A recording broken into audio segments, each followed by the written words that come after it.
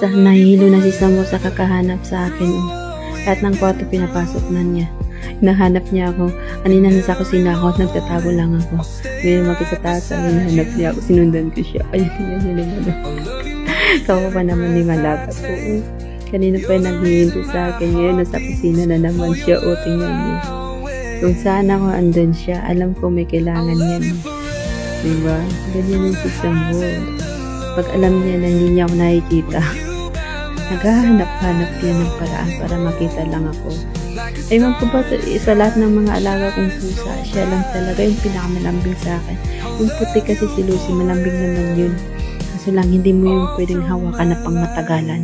Ayaw niya nagpapahawak. Pero kay Sambo, kahit anong gawin mo dyan, balibag mo ano, ganun pa rin, walang problema sa kanya. Sobrang lambing ni Sambo. Kaya nahihirapan ako pag-iwan ko ito pag uwi ko ng Pilipinas. Ewan ko na. Pinagpalam ko may sasama ko. Ayaw pumayag yung may-ari. Sabi niya, hindi. Kung diba, kinukurot-kurot ko pa yan, ganyan lang kami. Ganyan lang. Basta makita lang ako ng Sambo, okay na siya. Diba? Love ko yan, kahit ganyan, pasaway.